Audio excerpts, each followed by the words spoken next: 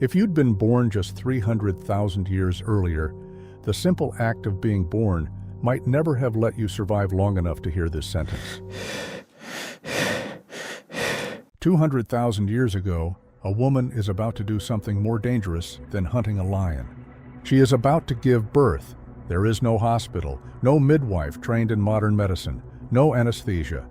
Often, no one within shouting distance. And yet here you are, watching this video.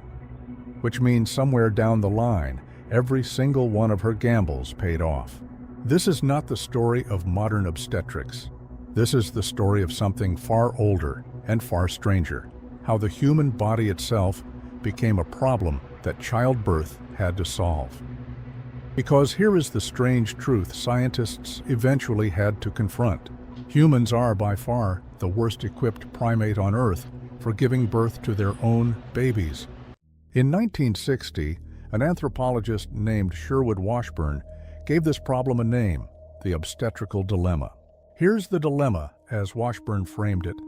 Walking upright on two legs was long thought to demand a narrow, compact pelvis, the assumption being that a wider pelvis would make bipedal walking noticeably less efficient. But a big brain requires a wide skull, and somewhere around 2 million years ago, the human brain started getting very big, very fast. So evolution handed every human mother an impossible contradiction, a narrow doorway and a passenger that kept needing a bigger door. Something had to give, and the solution evolution landed on is honestly a little unsettling.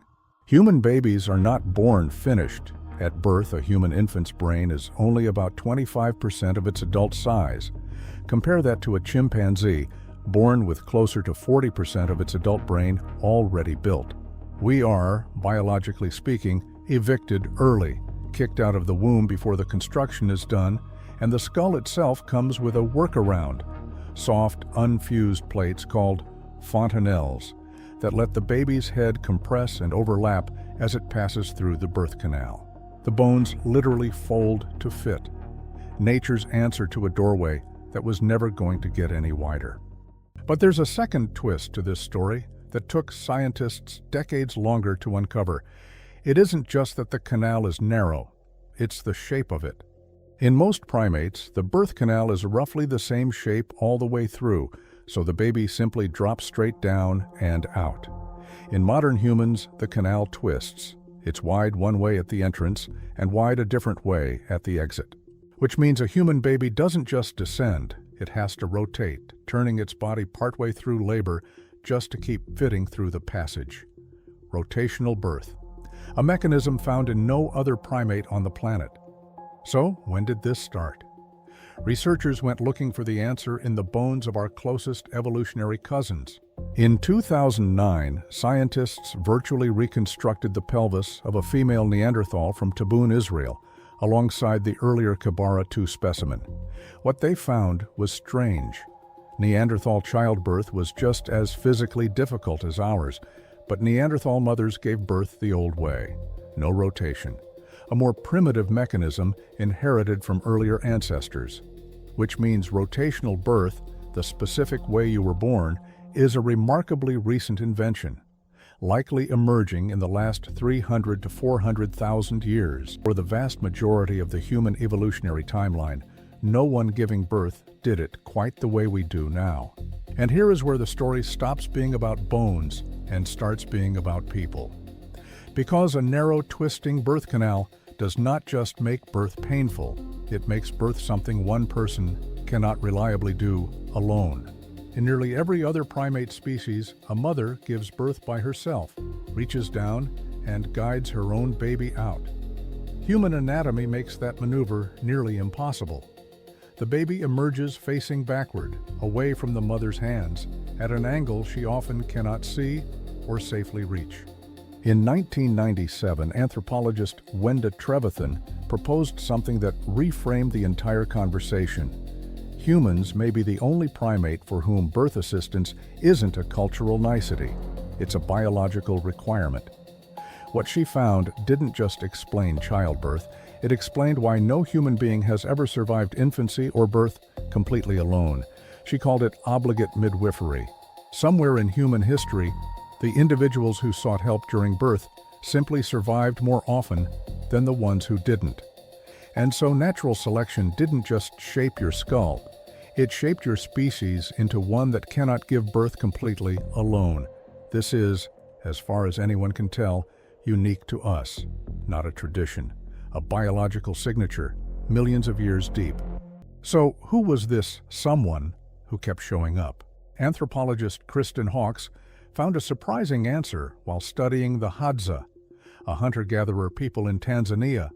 She noticed that grandmothers, women well past their own childbearing years, were doing an outsized share of the food gathering and childcare. It's called the grandmother hypothesis, the idea that human females evolved to live decades past menopause, specifically because that extra support measurably improved survival for mothers and babies. No other great ape lives this long past fertility. It may be one more piece of the same puzzle. Human birth was never built to be a solo act, which raises an uncomfortable question. If help was always required, how often did help arrive too late? In 2012, archaeologists in Siberia uncovered a 7,700-year-old grave containing a young woman and twin infants. The positioning of the remains told a story modern doctors recognized instantly: an obstructed delivery, a second twin, unable to follow the first. It may be the oldest confirmed evidence of twin birth in the archaeological record, and one of the earliest documented deaths in childbirth. In Egypt, archaeologists found the skeleton of a woman roughly 3,700 years old, still pregnant at the time of her death, her pelvis fractured. In Bronze Age Spain between 1500 and 1000 BC, another burial, a mother and an unborn child, the bone suggesting a labor that never resolved. Across thousands of years and thousands of miles, the story repeats. Different soil, same dilemma. At Çatalhöyük, a 9,000-year-old settlement in modern-day Turkey, the burials of mothers and infants together still help researchers understand just how dangerous early life once was. And yet, and this is the part that should change how you see this entire subject, most births throughout history were not these stories. Most were ordinary, attended, survived. Because if obligate midwifery is real, ancient humans weren't leaving this to chance. They built entire systems around it. Archaeologists have found birthing stools and chairs dating back to roughly 2000 BC in Babylon. In ancient Egypt, women squatted over specially shaped bricks called meskhet, often carved with images of Bez, the protector of childbirth, and Taweret, the hippopotamus goddess who guarded mothers through labor. In ancient Greece, Hippocratic texts describe women laboring upright, seated on specialized birthing chairs. Across the Americas, many indigenous nations used birthing huts and upright, rope-supported positions, practices passed down for thousands of years, long before any of this had a name in a medical journal. A 1961 anthropological survey of traditional cultures worldwide found that lying flat on your back during labor, the position most people today assume is normal, was the standard in barely 18% of them. Upright, squatting, kneeling, supported by other women. For most of human history, across most of the world, this is how birth happened. It wasn't private, it wasn't clinical, it was witnessed, assisted, and held, by design, not by accident, which makes what happened next a genuinely strange turn in the story. Between the 14th and 16th centuries, childbirth in the West began shifting from a female, midwife-led, upright event into something else entirely. Physicians, almost always male, increasingly licensed, increasingly powerful, began replacing midwives as the primary authority over labor, and lying down, flat on a bed, became standard practice. Not because it was safer for the mother, largely because it was more convenient for the physician. 10,000 years of upright, attended, communal birth was, in a few centuries, redesigned around someone else's convenience. Here's the part of the story that brings it back around.